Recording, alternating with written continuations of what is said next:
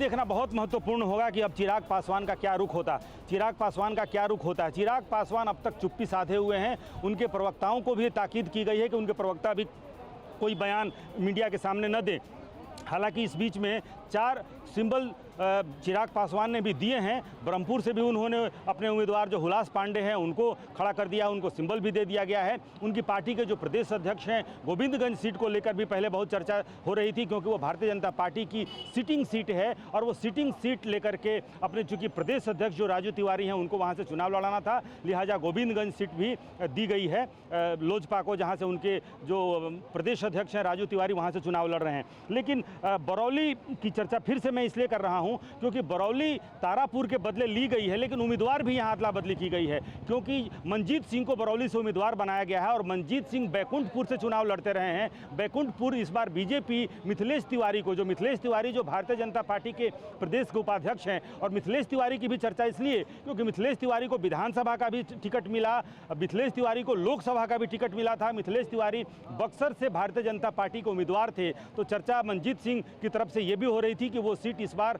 JDU को दी जाए, क्योंकि भारतीय जनता पार्टी के अंदर भी ये चर्चा थी कि एक व्यक्ति को लोकसभा का भी टिकट दिया गया, वहां से हारने के बाद से फिर उनको विधानसभा का भी टिकट दे दिया जाए तो ये अच्छा नहीं होगा। लेकिन यहाँ पर जो बैकुंठपुर सीट है वो भारतीय जनता पार्टी के इस खाते में तो आई, लेकिन फिर से उम्मीदवार वहाँ वही हुए जो बक्सर लोकसभा का चुनाव हार चुके हैं, यानी कि मिथिलेश तिवारी। तो मिथिलेश तिवारी को बैकुंठपुर दिया गया और बैकुंठपुर के जो विधायक रहे हैं, बैकुंठपुर से जो चुनाव लड़ते रहे जेडीयू के मनजीत सिंह, उनको भेजा गया है बरौली, और बरौली लिया गया था तारापुर से। यानी कि ये जो एक इक्वेशन आप समझिए कि बैकुंठपुर, बरौली और तारापुर में आपसी कनेक्शन क्या है, तो वो भी वो बिगड़ती हुई दिख रही है। आमोद राय हमारे पॉलिटिकल एडिटर हैं, हमें ज्वाइन कर चुके हैं। आमोद जी, एक बात बताइए, यहाँ पर चिराग पासवान की जो 4 सीटें थी उन पर तो जेडीयू अपने उम्मीदवार उतार चुकी है, 57 नाम सामने आ चुके हैं। अब क्या हम भी यही फॉलो करने वाले हैं, क्योंकि मांझी की तरफ से भी नाराजगी जाहिर की गई है?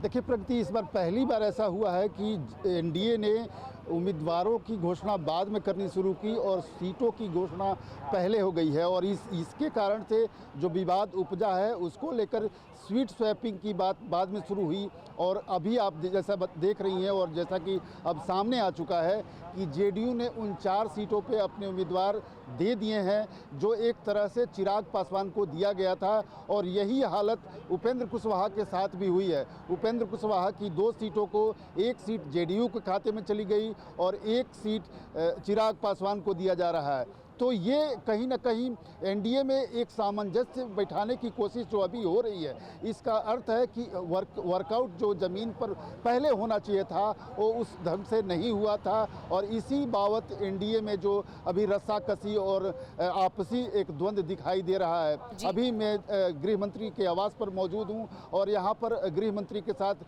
बैठक चल रही है उपेंद्र कुशवाहा की। उपेंद्र कुशवाहा की भी 2 सीटें, महुआ की सीट उनकी और दिनारा की सीट, दोनों ही सीटें गड़बड़ हो गई हैं। 6 सीटें उनको महज दी गई थी और दिनारा की सीट जेडीयू को चली गई और महुआ की सीट चिराग पासवान को चली गई। वैसे ही चिराग पासवान की 4 सीटें जेडीयू को चली जा रही हैं। तो ये कहीं ना कहीं एक प्राइमरी जो होमवर्क होना चाहिए उसका अभाव दिख रहा है, और इसके वजह से टसल बढ़ रहा है, आपसी वैमनस्य बढ़ रहा है, और कहीं ना कहीं एनडीए में एक दरार देखने को मिल रही है। हालांकि सारे नेताओं से अगर आप बात करें तो सब बताते हैं कि नहीं, हम एक साथ हैं, हम एक साथ मिलकर चुनाव लड़ रहे हैं, लेकिन ये एक वैमनस्यता का कारण है कि जिनको जो सीटें दी गई हैं वो सीटें फिर दूसरा कोई उस पर अपना उम्मीदवार दे रहा है। तो इसका अर्थ है कि ज़मीनी जो काम होना चाहिए था वो नहीं हुआ है, और उसका खामियाजा एनडीए को अभी भुगतना पड़ रहा है।